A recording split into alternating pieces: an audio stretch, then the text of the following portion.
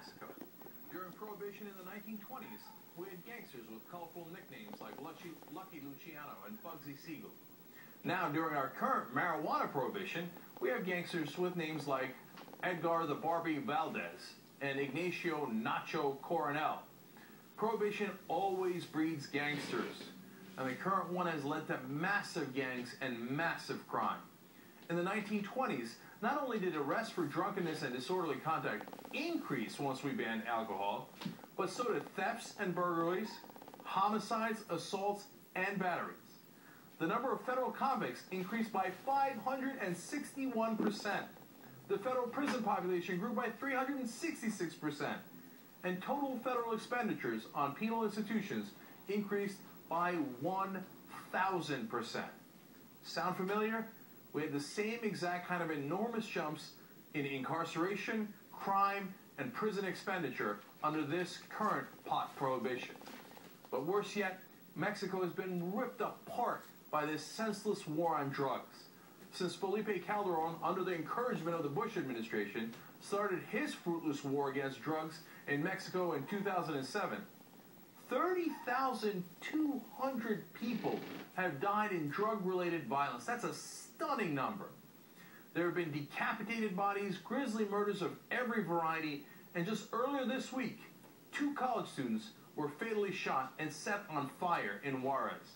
In fact, over 3,100 people have been killed in Juarez, Mexico this year alone. When is enough enough? We tried the war on drugs for decades, and it didn't work. Worse yet, it created more crime, more gangs, and more murder. It's time to end this and legalize. For more on this, let me bring in Neil Franklin. He's the executive director of LEAP, Law Enforcement Against Prohibition. Neil is also a former undercover narcotics agent in Baltimore.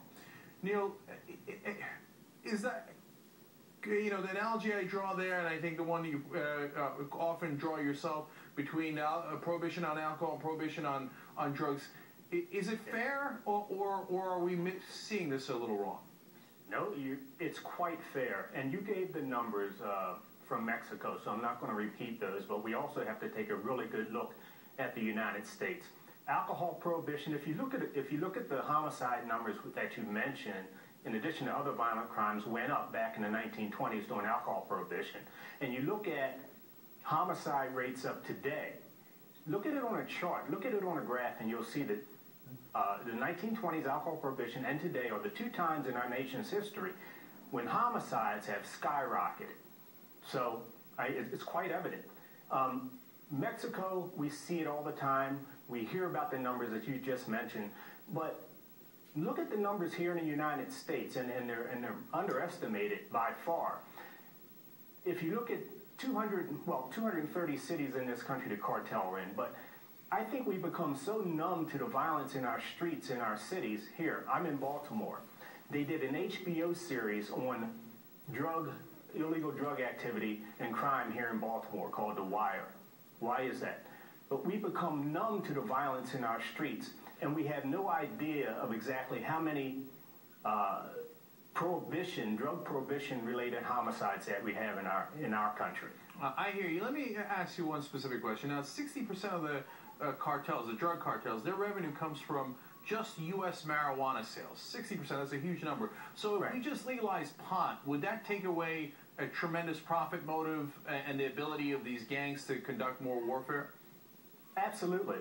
I mean, if you look at that like a company, if you take away 60% of their profits, if you take away a product that brings in 60% of their profit, you take that away, they'll fail.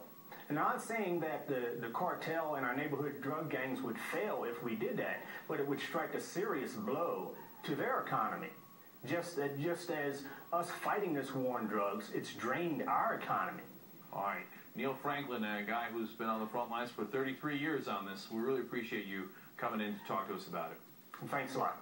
All right. Now, coming up, I'd like to take this time to thank Sharon Angle for giving me so much to talk about this year. The 2010 political awards are up next. We'll make lemonade out of their political lemons.